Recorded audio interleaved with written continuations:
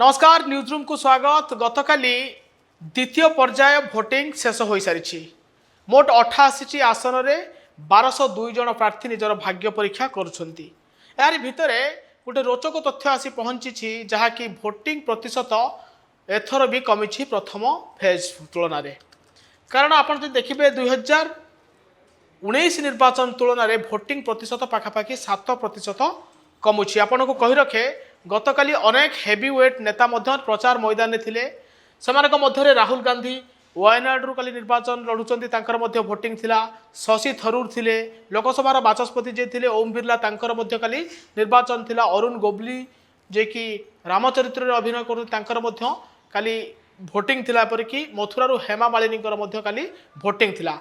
अनेक बड़ बड़ नेता गतकाली निर्वाचन मैदान में तांकर भाग्य परीक्षा करुथिले, किंतु भोटिंग प्रतिशत कमुछि, जहाँकि चिंता बढ़ाई उभय इंडिया अलायंस आउ एनडीए मेंटर उभय मोदी एवं राहुल को चिंता बढ़ी जे भोटिंग प्रतिशत कमुछि आउ परिणाम कौन हेबो। आपण को जणै देबाकू चाहे जे गतकाली जो भोटिंग होइथिला 88 आसन रे 13 राज्यर 88 आसन जो भोटिंग होइथिला सेथिरे केरल 20 आसन थिला, एपरिक कर्णाटक रे 14 आसन, राजस्थान 13टी आसन, महाराष्ट्र रे 8टी, उत्तर प्रदेश रे 8टी आसन थिला, मध्य प्रदेश रे 7 एवं आसाम एवं बिहार रे 5टी लेखा आसन रे भोटिंग होउथिला। सेहिपरि छत्तीसगढ़ पश्चिम बंग रे 3 एवं मणिपुर रे त्रिपुरा रे एवं जम्मू काश्मीर रे गोटाए लेखा आसन रे भोटिंग होउथिला। जदि आपण 2024 रो भोटिंग प्रतिशत जहाँ इलेक्शन कमिशन को डाटा अनुसार 63% मतदान काली होईछि। से को कंपेरिजन कले 2019 तुलन में आपण देखिपारे 2019 रे पाखापाखि 70.09% भोटिंग होइतिला। आपण को देखै देबाकू चाहिबी जे 2024 निर्वाचन रे उत्तर प्रदेश रे सेकेंड फेज रे 62.18% मतदान होइतिला। एथर किंतु 54.85 मतदान होइछि। सेहि भली बिहार रे मध्य 62% 93% मतदान होइतिला एवं बिहार रे 24 रे निर्वाचन रे 55% होइछि।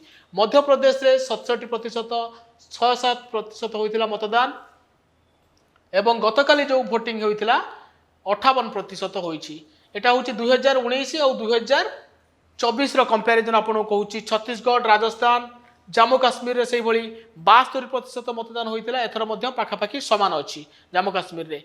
किंतु हिंदी बेल्ट देखिले उत्तर प्रदेश हो, बिहार हो, मध्य प्रदेश, राजस्थान, छत्तीसगढ़ हिंदी बेल्ट रे भोटिंग प्रतिशत कमिछि। विशेष करी दक्षिण भारत राज्यगुड़िक भोटिंग प्रतिशत आपातत ठीक थिले मध्य, किंतु हिंदी बेल्ट एवं महाराष्ट्र मध्य अच्छी जो भोटिंग प्रतिशत बहुत कमिछि, जहाँकि उभय एनडीए मेंट और इंडिया मेंटर नेता मानकर चिंता बढ़ाई। जदि आम वेस्ट बेंगल कथा कहबा, वेस्ट बेंगल रे 2019 रे द्वितीय फेज रे 80.66% भोटिंग होइतिला, किंतु गतकाली जो भोट होइछि द्वितीय फेज रे 3टी लोकसभा आसन रे पश्चिम बंग रे काली भोटिंग होइछि द्वितीय चरण रे एवं 71.84% मतदान होइछि।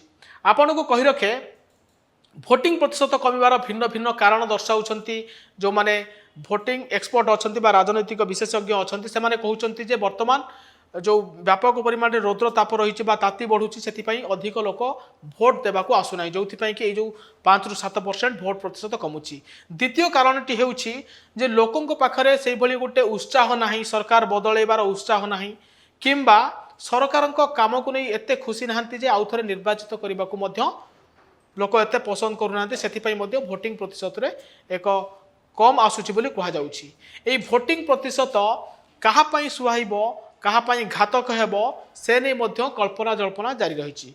कई कई कहउचंती एई भोटिंग प्रतिशत हिंदी बेल्ट रे कमिबा बीजेपी एवं एनडीए मेंटो को घातक साब्यस्त होई पारे। कई कई कहउचंती जे जेहेतु भोटिंग प्रतिशत कम रहुछि, या हुए तो बीजेपी पई सफल मध्य होई पारे।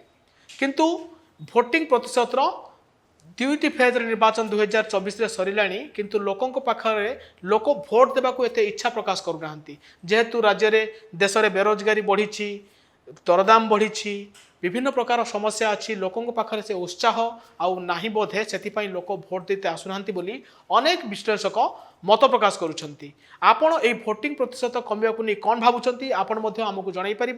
यही अधिक खबर देखा आम चैनल को लाइक शेयर आउ सब्सक्राइब करें। नमस्कार। Hello plus 2 examinees IAS officer हेबाकु चाहंती कि तेबे टीएससी गुरुकुल जोग दियंतु। प्लस 3 टीचिंग सह बाजीराव आईएएस एकेडमी द्वारा कोचिंग पांतु। कॉल 9438782020।